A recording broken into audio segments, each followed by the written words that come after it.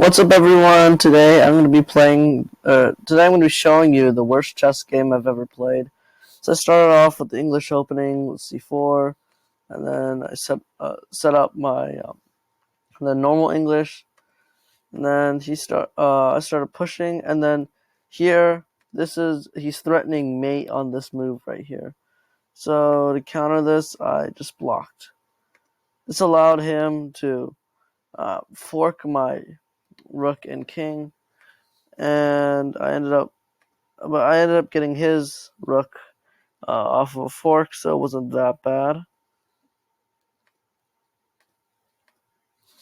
He then was able to get a pawn, and now he's pushing my king out, and things just aren't going the best way right now.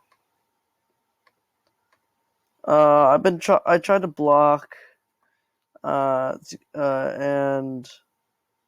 I also have forgot to mention that I have a pinned knight right here, and it's like basically unusable.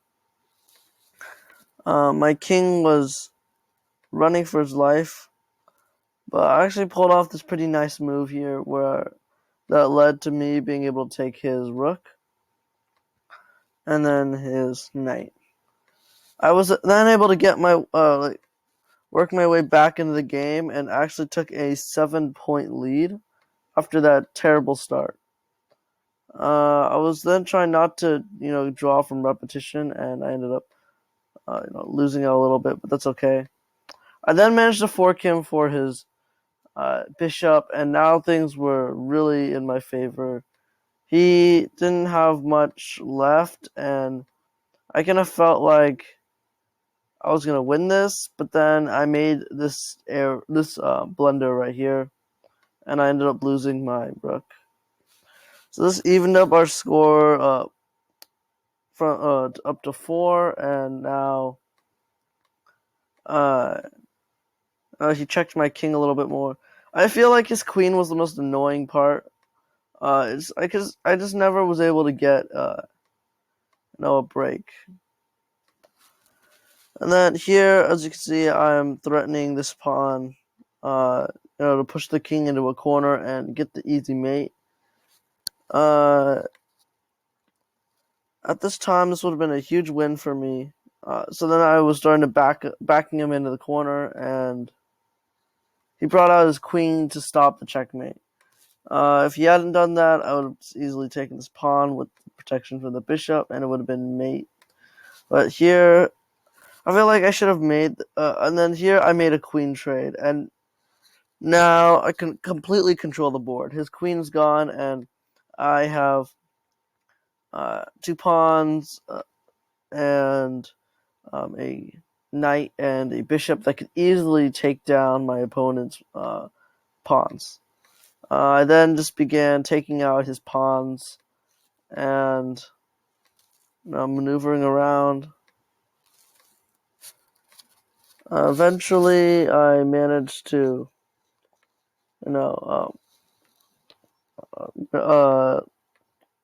move the king around, but I did end up blundering a piece, but that's alright. And in the end, I managed to make the board look a little like this. This is a really good position for me.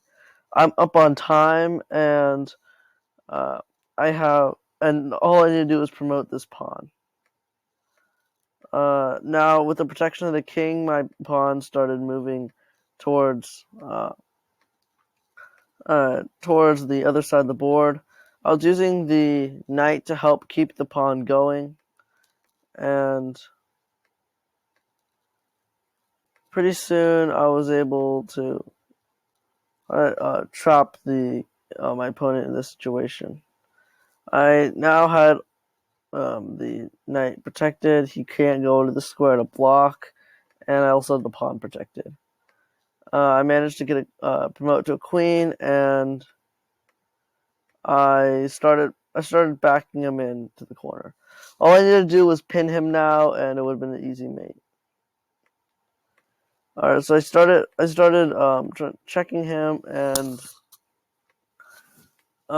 things weren't going that well. I wasn't getting the easy mate that I thought that I would get. So on this move here, I decided to move my king in, and I wanted to start, moving it in and using the king to help back it in to this corner over here. But knowingly, that ended up being turning this into a draw.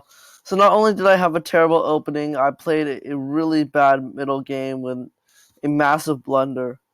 But I also, after all that, didn't even get the win. So let me show you how. You may already know this is a stalemate, but as you can see here, the king has 5 options of movement.